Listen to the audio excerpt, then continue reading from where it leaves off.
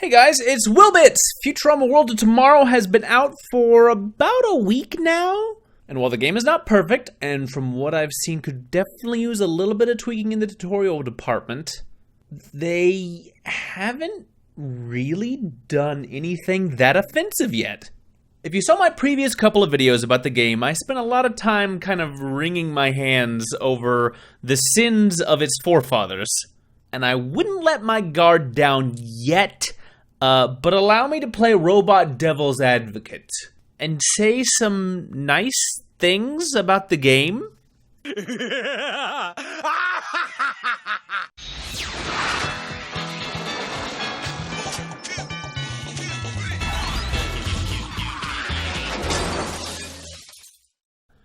As with all franchise-based city rebuilder, task manager games, whatever name we decided on, we need some kind of excuse for the city or planet, or in this case, entire universe, to be mostly destroyed. And for FWOT, an acronym I am trying out, we get a neat bit of original animation where Hypnotoad hypnotizes the professor to find him a sweet, sweet lady toad, not realizing that these only exist in a perpendicular universe, and meeting one kind of tears the entire universe a new space hole. Hey, I'm being sucked away with friends! This makes zero sense. It's a ham-fisted excuse to rope a one-dimensional joke character into a story that isn't needed, but it gives us our motivation to rebuild New York and ostensibly the rest of the galaxy by having us collect Hypnotons and slowly gaining access to 7 mysterious alien artifacts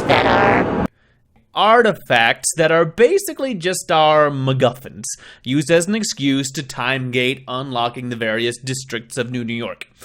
These things might be funny allusions to Marvel's Infinity Stones or the pieces of the Triforce in a Zelda game, but they're just any kind of gameplay benchmark, and definitely not the sort of thing you should think about or worry about or spend any amount of time studying.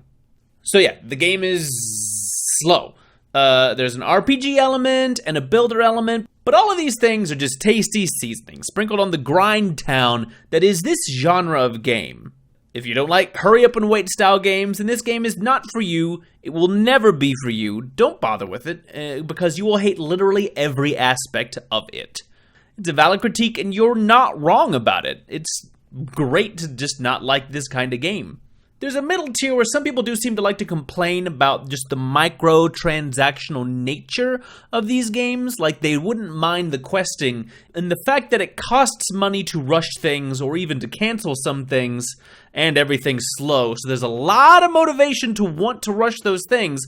It isn't really, I don't think, a problem in and of itself, unless you have no self-control in this sort of thing, in which case, yeah, just don't tempt yourself. Just stay away. There's a lot of grind and a lot of sending a character off to do something for 8 hours and then walking away from the game and coming back to check on it later.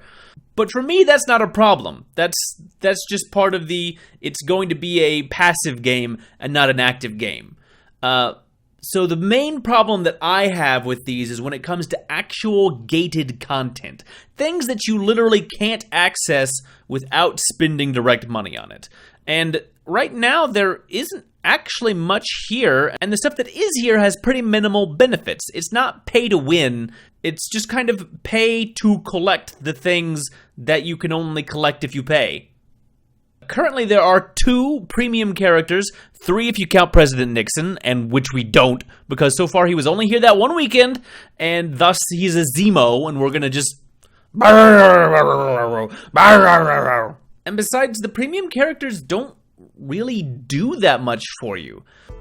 Could y'all tell us what you done seen the day of the crime? Hyper Chicken supposedly helped you collect items to unlock Kif, which, I mean, he did, but the items were already pretty easy to get. Yes. Calculon is supposed to help you collect bonuses to unlock Earl right now, which is what I'm trying to do, but he doesn't? None of his actions help at all. None of these give you any items, and I'm sitting over here trying to collect Earl right now.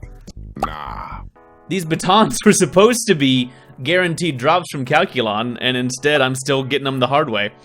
But even then, it's not that hard. It's just a minor delay, and for now, I'm stuck in the Central Park District, and I can't yet go collect the moon artifact.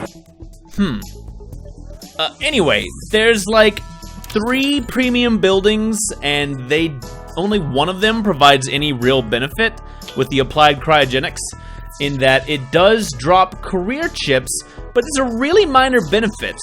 The bottleneck for leveling characters isn't career chips, it's the money to actually use them. Plus, these giga chips that they have get outdated by the time you finish the 3rd zone, so it's all a bit moot for the long-term game. You're gonna end up not really needing it that much. There's also premium decorations, but unless you just really, really love them, don't bother. They don't do anything at all. I mean, there's the Pharaoh Bender Monument, which is cool, and the Jurassic Kiddie Park, which, I mean, those are pretty cool, but they do just kind of take up space, and real estate is going to be increasingly a luxury in this game. It probably sounds like I'm complaining a lot, again, but I'm trying to be brutally honest about these things right now, mostly as a point to show that you're not actually missing much of anything right now by not spending money on this game. It's kind of actually free to play right now. There are little bargains and deals and all the familiar mobile trappings hoping to literally nickel and dime you, but you can actually play the story mode of this game and collect every primary Futurama character completely for freebies. I mean, even Scruffy, somehow. I reckon. I thought for sure that that they were gonna make us pay for Scruffy, but he's like the third or fourth character you get, like really early on. Heck, I was gonna write up a big speculation thread about how it was going to take potentially months for Leela to show up. Her district was like super darkened, as it still is. Her character only shows up right now in the game as a hologram. And then all the other games have had huge missteps in that one of their main characters took a really, really, really long time to get. Family Guy didn't introduce Stewie for months. He was unattainable. The Simpsons took a really long time for Bart freaking Simpson to be playable. And then Avengers Academy did the same thing with Hulk, and then still haven't introduced Thor. How? Thor was in the launch trailer! You will regret this! And then Leela got introduced today. I don't have her, but the beta players who said they were stuck on this just had it put in, like this morning. So you can get her. I mean, yeah, you have to get Fry, Farnsworth, Amy, Bender, Scruffy, Kiff, Earl, and Hermes at least first in an increasingly grindy and convoluted series of quests, missions, 16-bit RPG fights, and time gates that will take you weeks to trudge through, but it's there right now, and it's free, and it's actually kind of fun to jump through those hoops. Oh no, guys, the game is fun. I'm having fun playing a mobile game! Don't mess this up, Tiny Co! And of course, this all might change once the events come in. Although so far, Fox Next seems to have learned a lot about what's worked really well for customer satisfaction in The Simpsons Tapped Out, and is potentially using those lessons to avoid a lot of the dissatisfaction that the Tiny Co properties are known for. For now, I think it's good to be optimistic and hopeful, and I'm gonna give my stamp of approval that yes, the vanilla starting story mode of Futurama Worlds of Tomorrow is fun and worth playing on your phone, especially if you were a fan of the game. I mean, it is a time sink, but that's part of the point. And if you're able or willing to ignore events as they come out, the game will continue to be fun. When an event actually comes out, we'll talk about that more in depth. But for now, I'm really impressed with the basics that they've got here. Now, I've noticed a lot of people asking the same sorts of questions over and over again, especially on the Reddit, some people in the comments of the previous videos. There's definitely some kinks and some tuning options that I think could definitely be sanded down smooth to really make the game a little bit better than what it is right now. But here's some advice, a few tips and tricks that might be especially useful if you haven't played the game at all yet, are just getting started, or are really early on and are just watching this to kind of find out some spoiler-free things that will still make your life a little bit better. So, career chips. Career chips are how you level up characters. A lot of games of this type have characters level up automatically as you use them, which is nice because it's passive, but this is nice because you can choose a favorite character and just pump the crap out of them. Really early on, there's a quest telling you to level Fry up to level 2, and then it doesn't tell you how to do that. If you just click on this profile button in the lower right corner, which I'll do right now, and then you can just stuff his head full of computer chips. He likes that. He loves when you do it. You just click on chips and jam them in. A lot of people have been accidentally losing or storing buildings. Then they get terrified that they've lost a building forever. You can't. They're fine. They're in your storage. If you access it by going into your build mode, either by holding down on a building like I just did, or clicking on this little plus sign button down at the bottom here, then there's this button right behind me on the lower right screen. It looks like it should be a back button, but it's not. It's actually your inventory. And then you can just click on the building and then replace it wherever you wanted it. This is also nice because the game does make you buy a bunch of decorations really early on. And personally, I'd rather save that space to cram my city full of as many currency generating buildings as possible. Gotta min-max! So there's this other game in the game that where your characters are supposed to fight like random baddies and answer riddles to beat missions and that kind of stuff. This is actually a lot of fun and would probably be pretty playable by itself if this was the entire game, except that right now it is kind of slowed down pretty considerably by the two mechanics, one of which is how many days it can take to unlock some of these characters, and the other, of course, is your spaceship fuel. The fuel should be a pretty familiar mechanic to anybody who's ever touched a mobile game in their life, but basically you get one dark matter nibbler turd. That's what it is. Canonically, look it up. You get one every 10 minutes. Beating one mission fully takes about 20 fuel, give or take, with later missions requiring more. So you end up with a mechanic where, for peak efficiency, you should be running one of these full missions every 2 to 3 hours, but to unlock things in the city, you have to send people on quests for 4 to 8 hours. This can get a little difficult to balance.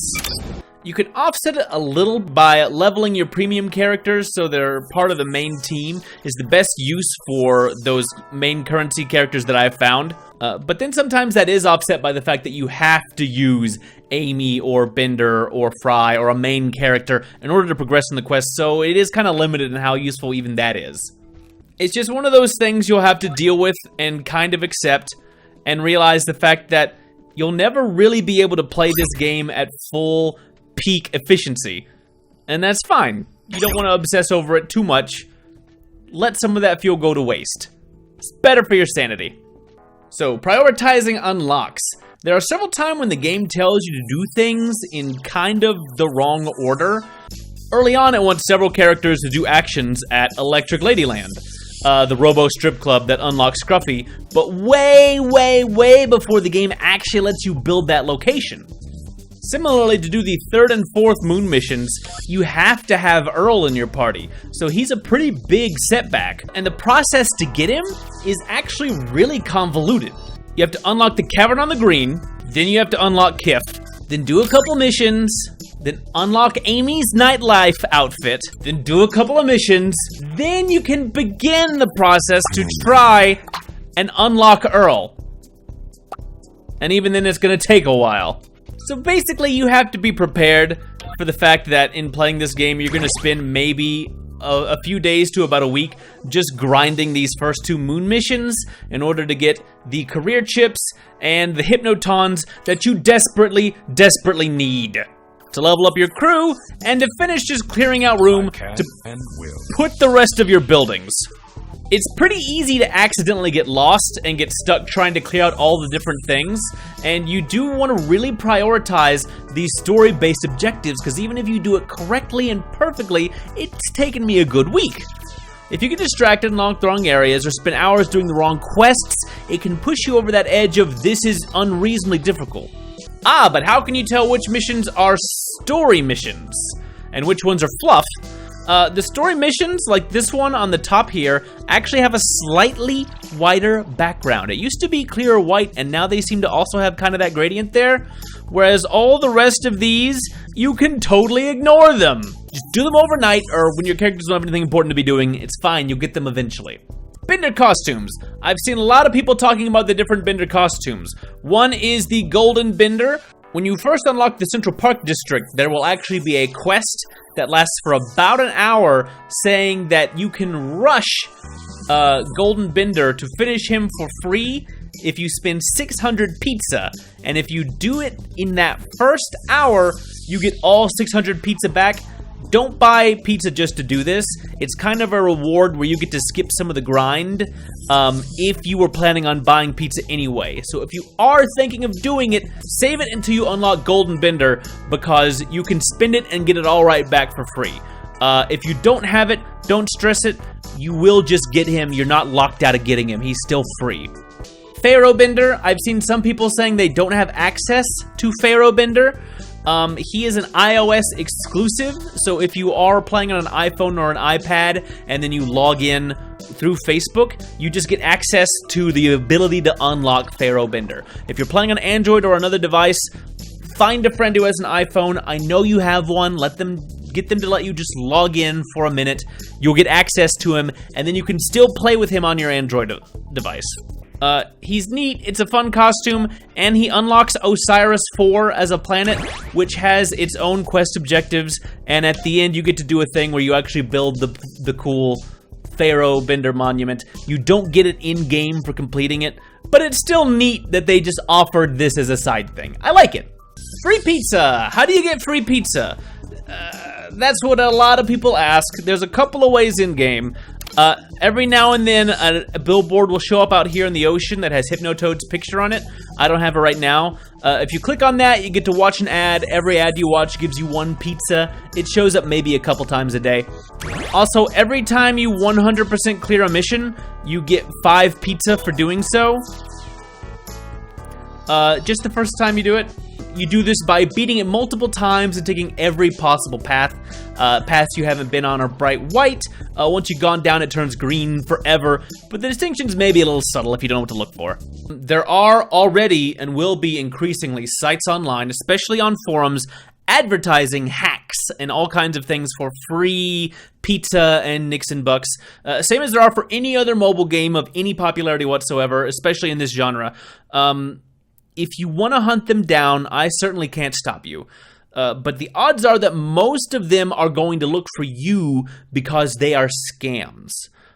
They might work and they might give you lots of free currency to buy the premium stuff for free, but at best, you risk having your account banned forever. And at worst, they could be phishing for your credit card, your Facebook data, any other info on your phone that they could get, and you could get in financial trouble IRL. My suggestion is to just stay far, far, far away from them. Any kind of offer like this, if it sounds too good to be true, it almost certainly is. So I think that's it. I don't know. I'm having fun. And while the game is slow, would you like your eyes scooped out with a melon baller? That slowness helps to make things very, very satisfying when you finally completely unlock things. It's pretty great to watch your New York just kind of slowly fill out with all these silly cartoon characters walking around. Soon you'll be unlocking all of these districts and collecting all of the powerful artifacts. Wait. The artifacts! Did you guys notice in the unlocks that there are these, like, really conspicuous gold bands around each of them? And the symbols feel kind of intentional here. Is this Futurama messing with us and hiding a message for us to solve? Is this why the video keeps messing up every time I say the word artifact? Quick and squishy clip.